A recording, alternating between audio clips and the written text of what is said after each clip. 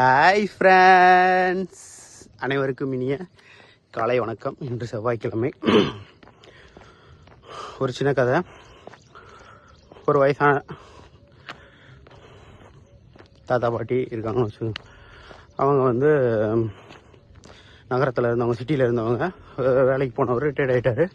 Retired ஆனே மனைவியை கூட்டிகிட்டு கிராமத்துக்கு வந்துடுறாப்புல. கிராமத்தில் வந்து இருக்கப்போ ஒரு பக்கத்து வீட்டில் இருந்தவர், ஒரு பையன் வயசு குழந்தை எல்லாத்தையும் சரி ரொம்ப நாள் ஆச்சு அவரை பார்க்க வரலாங்கிறதுக்காக கிராமத்துக்கு வராங்க.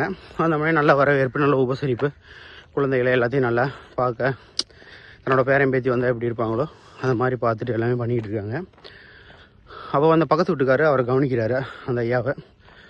அவர் வந்து அவர் மனைவிட்ட செல்லம், குட்டி, என்னம்மா அப்படி இப்படின்னு சொல்லி ஒவ்வொரு தடவை பேசும்போது ஒவ்வொரு இதாக பேராக சொல்கிறாப்புல. செல்லம், குட்டி, கண்ணே அப்படின்லாம் சொல்கிறாப்புல.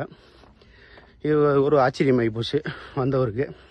அவரை கூப்பிட்டு கேட்குறாரு, ஐயா என்னையா நீங்கள் அங்கே இருந்த போக அப்படி கிடையாது, இங்கே வந்து ஒவ்வொரு இடையும் ஒவ்வொரு பேரை சொல்லி கூப்பிட்றீங்க அம்மாவை, அதனால் லவ் ரொம்ப அதிகமாகி போச்சு போல் அப்படிங்கிறாப்புல.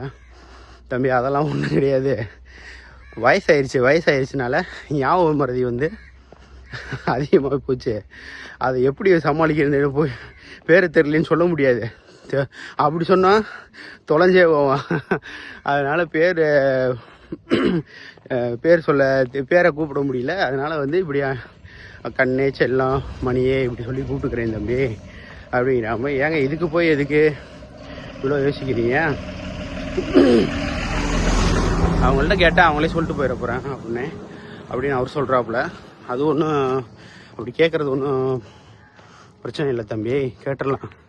இத்தனை வருஷம் அவங்களோட வாழ்ந்திருக்கேன், அந்த வாழ்க்கையில் பேரை கூட மறந்துட்டாரே அப்படிங்கிற ஒரு எண்ணம், அந்த எண்ணம் வந்து கடைசி வரைக்கும் அவங்க இதாகிற வரைக்கும் அந்த எண்ணம் போகாது. அதாவது தலையில் இருக்க பாரத்தை கூட இறக்கி வச்சிடலாம், மனசில் இருக்க பாரத்தை வந்து இறக்குறது ரொம்ப கஷ்டம். அப்படி ஒரு பாரத்தை வந்து உங்களுக்கு நான் கொடுக்க விரும்பல அப்படின்னு சொல்கிறாரு. அதுக்கு ஒரு உதாரணமும் சொல்கிறாரு.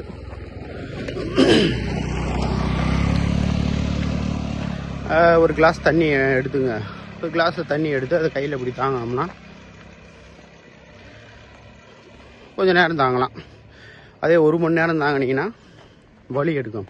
இதே ஒரு நாள் ஃபுல்லாக 2 நாள் ஃபுல்லாக அப்படியே நம்ம தாங்கிக்கிட்டே இருக்கோம்னோம்னா நம்மளுக்கு வந்து கையில் பிரச்சனையாகி நம்ம ஹாஸ்பிட்டலுக்கு தான் போக வேண்டிய சூழ்நிலை வரும். இதில் என்ன ஒன்றுனா, அந்த கிளாஸோட வெயிட்டோ அதில் இருக்க தண்ணியோட வெயிட்டோ வந்து அது அப்படியே தான் இருக்குது, அது மாற போகிறதில்ல.